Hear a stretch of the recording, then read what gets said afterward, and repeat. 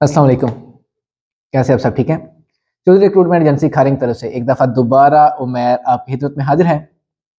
Chaudhary recruitment agency जो कि आप लोगों को रोज़गार मुहैया करने में आपकी मदद फ़राहम कर रही है, इस दफ़ा आपके लिए जो जॉब्स लेकर आई हैं, उसमें उन अफ़राद के लिए बेहतरी है जो कि अपना यूएई में जाके तो अपने अकॉर्डिंग वीज़ा के हवाले से उनको स्टेटस तब्दील करवाना होता है या फिर वहाँ पे जाके तो बेहतर रोज़गार हासिल करने में मदद चाहिए होती है।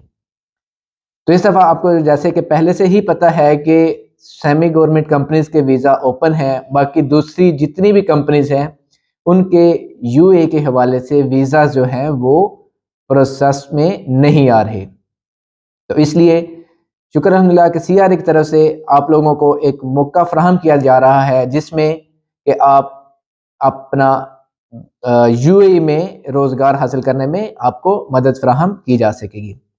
तो फ़र्स्ट ऑफ़ ऑल मैं आपको थोड़ा-सा इस चीज़ के हवाले से बता दूँ कि कौन-कौन से ट्रेड हैं इसमें, ठीक है? कौन-कौन सी आपको इस चीज़ के हवाले से बता दूँ कि इसके वीज़ा की कॉस्ट क्या होगी और इसके हवाले से आपकी एज लिमिट का क्या क्राइटेरिया होगा, ये सारी चीज़ें जो है आपको साथ-साथ में पता लगती रहेंगी। ठीक है जी? अभी फ़र्स्ट ऑफ़ ऑल आपको मैं इन ट्रेड्स के हवाले से बता दूँ कि जो सबसे पहले ट्रेड है, वो है कोमिस 3। कोमिस 3 ऐसे अफ़राद होते हैं जो कि होटल लाइन में जिन्होंने काम किया हो, ठीक है? किचन वगैरह में उन्होंने चॉपिंग वगैरह के हवाले से उनको आइडिया मतलब बेसिक चीज़ों के बारे में उनको पता हो, हॉस्पिटैलिटी के अकॉर्डिंग, ठीक है? तो इन अफ़राद को जो सैलरी दी जाएगी वो 1100 दिरहम प्लस ओवर टाइम, ठीक है जी? उसके बाद जो सेकंड हमारे पास ट्रेड आ रहा है, वो आ रहा है हाउसकीपिंग के हवाले से, ठीक है जी? उसमें हाउसकीपिंग को जो सैलरी दी जा रही है वो आ रही है 900 दिरहम्स, ठीक है जी? साथ में ओवर टाइम सभी जॉब्स के लिए कंपल्सरी है। उसमें थर्ड जो आ रहा है वो वेयर हाउस वर्कर्स आ रहे हैं, ठीक है? जिनको कंपनी सैलरी प्रोवाइड करेगी 1000 दिरहम तक, ठीक है जी? उसमें जो बाकी कैटेगरीज हैं उनके हवाले से मैं आपको बताता जाता हूँ कि इसमें जो सबसे मेजर क्वालिटी आ रही है ये एक क्लीनर है, ठीक है?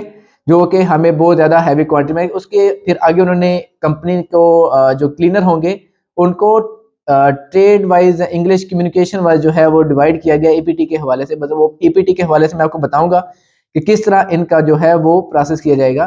पर पहले मैं आपको इनके हवाले से बता लूँ कि सैलरीज क्या होंगी और कौन कौन सी कैटेगरीज हैं।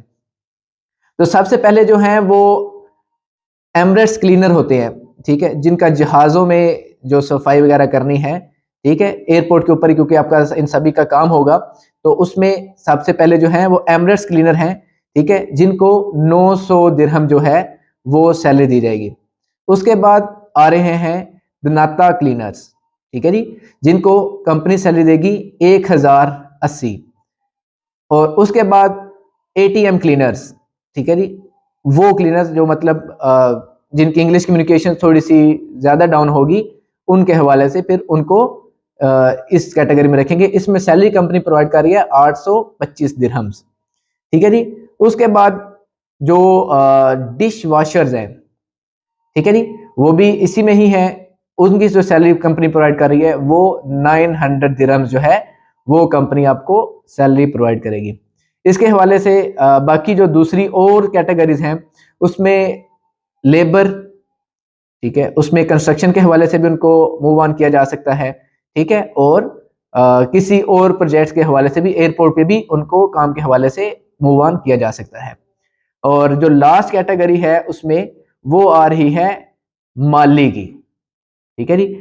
माली यानी कि इरिगेशन हेल्पर्स कह लें, उसमें उन्होंने पौधों की देखभाल करनी होगी, वहाँ पे पौधों की काट-छाँट करनी है, वहाँ पे उनकी पौधे लगाने का काम, मतलब ये सारे काम जो हैं वो उसी में ही इंक्लूड होंगे उसकी जॉब रिस्पॉन्सिबिलिटीज़ में, ठीक है जी? और इसको भी लेबर और इरिगेशन हेल्पर को भी जो सैलरी जो है माली को, वो भी एज़ इट इज़ सेम ही 800 दे रहे हैं, प्लस ओवर टाइम होता है इनका, ठीक है जी? ये वो कैटेगरी थी जो कि अर्जेंट बेस पे अभी हमें रिक्वायर्ड है, ठीक है जी। और इनमें ज़्यादातर वो लोग चाहिए होंगे जिनका इंग्लिश कम्युनिकेशन जो है वो थोड़ी सी बेहतर है। इसमें अभी आपको मैं बता दूं कि एक जो किसी भी इंग्लिश कम्युनिकेशन को जांचने का भी कंपनी की तरफ से एक लेवल रखा गया जिसको ईपीटी का नाम दिया गया, इंग्लिश प्रोफिशिएंसी टेस्ट के हवाले से उसको नाम दिया गया है। तो उसमें हमें जो डिफरेंट कैटेगरीज बनाई गई हैं, तो इसमें हमें जो कैटेगरी चाहिए वो ईपीटी 2 के हवाले से, मतलब इसमें वो कैंडिडेट्स चाहिए जिनकी इंग्लिश कम्युनिकेशन थोड़ी सी बेहतर हो। अगर उनके साथ थोड़ा सा इंग्लिश में गुफ्तगू की जाए तो वो आगे से जवाब दे सके, मतलब उसमें अपना नाम वगैरह, अपनी डिटेल्स वगैरह, अपने काम के मतलब अगर उनसे कोई पूछा जाए तो वो बता सके, ठीक है जी। और इसमें अभी नेक्स्ट जो प्रोसेस आ रहा है वो आ रहा है एज के हवाले से, क्योंकि इसमें बहुत से ऐसे अफराद होंगे जो कि अंडर एज आएंगी, तो उनको पहले से ही मैं बता दूं कि इसमें जो एज लिमिट है वो कंपनी की तरफ से 21 साल से लेके तो 40 साल तक रखी गई है, ठीक है जी। और इसमें जो कास्ट है, कास्ट के हवाले से, क्योंकि बहुत से लोग फिर हैं वो ये पूछते हैं जी भाई आप कास्ट कितने चार्ज कर रहे हैं या आपका कितने पैसे हमसे लेंगे। तो उस हवाले से मैं बता दूं कि जो कंपनी है वो आपको इस सारे वीज़ा प्रोसेसिंग के जो चार्जेस हैं वो 3000 दिरहम जो है वो आपसे सीआरए की तरफ से चार्ज किए जाएंगे, जिसमें कि आपको वीज़ा, टिकट और प्रोटेक्टर, ये तीनों चीज़ें जो हैं वो प्रोवाइड की जाएंगी।